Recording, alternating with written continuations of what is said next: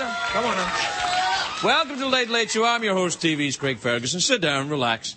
Take your pants off. At home, no, not the studio audience. Keep yours on for now, but later, we'll see. If you pay for dinner, who knows? It's a great day for America today, and I'll tell you why. It's a great night for American television, because tonight I'm going to talk about the only subject you really want to hear about. Tonight I'm going to talk about sex. Talk about sex. Sex talk for the full 60 minutes. Can you imagine if 60 Minutes did that? That wouldn't be so... Ed Bradley showing a little thigh. Andy Rooney, a little ass cleavage. No, I'm good. I'm sorry. Scratch that from your mind. I'm not going to do that to you. I'm not really going to talk about sex for the whole hour. You kidding me? I'm not as young as I was. I can talk about sex really fast for 5 minutes, and then I'll need to have a snack and a nap. And maybe a little cry. Just spoon me a little. I'll be all right. Now, I'll tell you why I'm talking like this. I'll tell you why I've got the filthy talk going on. Oh, I'm bad. I'll tell you why. Oh, I liked that. That's weird, huh? This week in Washington, D.C., a team of researchers unveiled a new study that says that the amount of sexual content on American TV has doubled since 1998. Doubled since 1998. How big is this going to get? It depends on how excited I get, I suppose. But pretty big. Oh, Scottish. Yeah. It's all that damp air. Now, listen, these researchers in D.C., they actually spent thousands of hours watching TV, counting each time sex was mentioned or shown. Now, so I hope they included CBS, because their home audience gets screwed every night. Every single night. Round about this time of night. That's when it happens. I'm kidding. Yeah. I want to ask, though, who are these researchers? I mean, a team of researchers counting... Oh, they said sex. Oh, they said sex. Shouldn't they be working on something? I don't know, curing diseases or something? That's research. I mean, a man goes through college and medical school, earns a postdoctorate degree, and then gets a job counting the hookups in the OC. That's not a job. I want that job. You know, and there was never all this... It wasn't always like this on TV. It wasn't always sexy sex on TV. In the 1950s, you couldn't show a married couple sleeping in the same bed. It wasn't allowed. Lucille Ball and her husband Ricky slept in separate beds on that show. Maybe that's why he was so irritable all the time. Lucy, you got some splaining to do. I got the blue cajones, Lucy.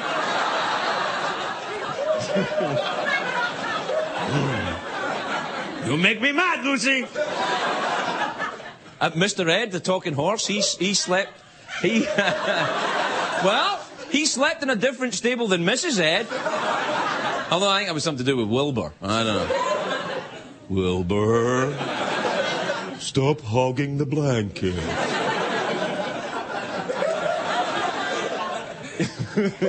I just creeped myself out more than the Andy Rooney thing. That really creeped me out. Back then in the 50s, though, when couples kissed on TV, they had to keep one foot on the floor at all times. As soon as someone had both feet off the ground, it couldn't be shown, because it was considered a sexual act.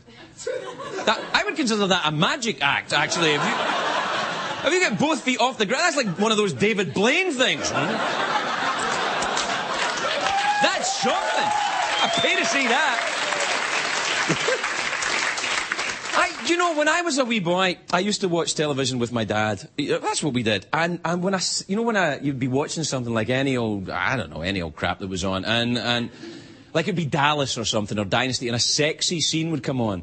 Like, I'd be sitting in front of my dad, I'd be on the couch, and you could just feel the awkwardness come into the room. It was like horrible. It was like a fog rolling down from the couch. And we'd both be like, oh, man, no. And then my dad, he would always say this, he'd always go, this is rubbish. See what's on the other side. This is rubbish. Because my dad, he would always say, I think that Coyote cartoon, you know, the Roadrunner, I think that's on the other side. He loved that. It was the only thing he laughed at is the Coyote and Roadrunner. He did all the time. He used to always say, that Coyote's going to get it. He'll never learn, he said. My dad doesn't like sexy movies. He likes tough movies. His favourite movie is a High Plains Drifter. You know that Clint Eastwood movie? You know that movie? That's an amazing movie. That's the movie Clint Eastwood rides into town, he kills 3 people, he gets a haircut, he has sex with a woman, and it's the first 5 minutes. And then from there it goes on. They don't make him like that anymore. Well, they do, but they don't show him on TV anymore. See, now, of course, on TV, you can show couples in bed together on TV, but it's still not like real life. Because they do all that, you know, they show the sexy moving around. But the sheets do extraordinary things. They kind of wrap around the bodies, covering up strategic areas. Just enough skin to titillate, but you know, oh, yes. How do they do that? They must have a staple gun under the pillow or something. Ooh, I think I'm turning myself on doing this. I haven't worked this hard since I was a dancer. But the sex on television is usually accompanied by artful camera dissolves. You know, the things moving, and a little saxophone music, maybe. That's always the saxophone. It's always the... Which I don't think actually is right for sex. I think it should be John Philip Sousa music. You know, like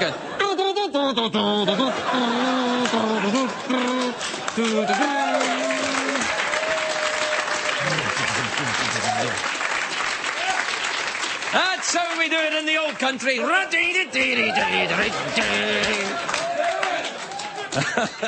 That's right, I'm feeling romantic, Morag.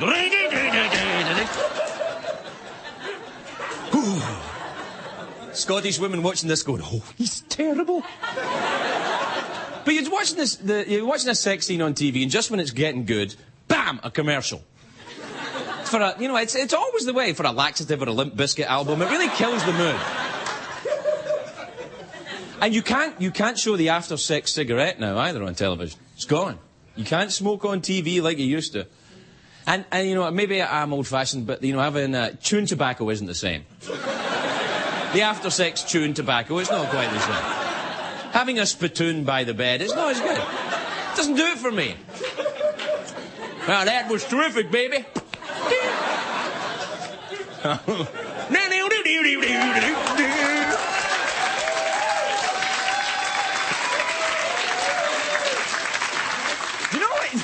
You know what I love in sex scenes on television? When, like, the people are having sex and they're all like that, and then they have to get out of bed, and they're wearing underwear.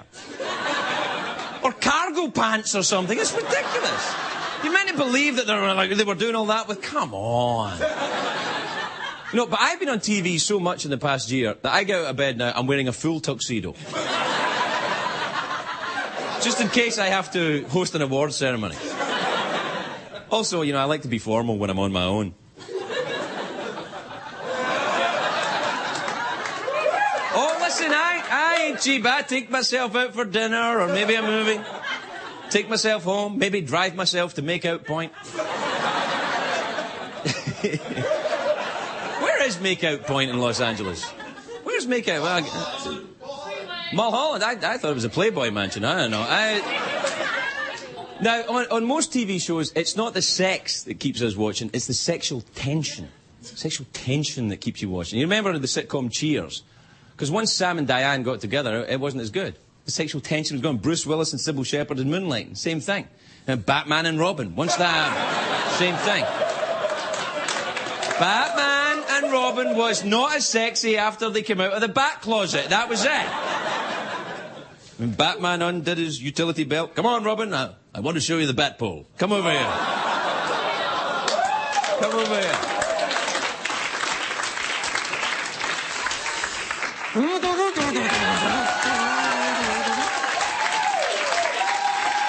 So, I tell you what the thing is that what the real issue is, all this sex on TV harmful to the kids, is it? Yeah, I think perhaps no one really knows for sure, but I have no idea what the answer is, but I feel kids should learn about sex the old-fashioned way. From the president. You know what I'm saying?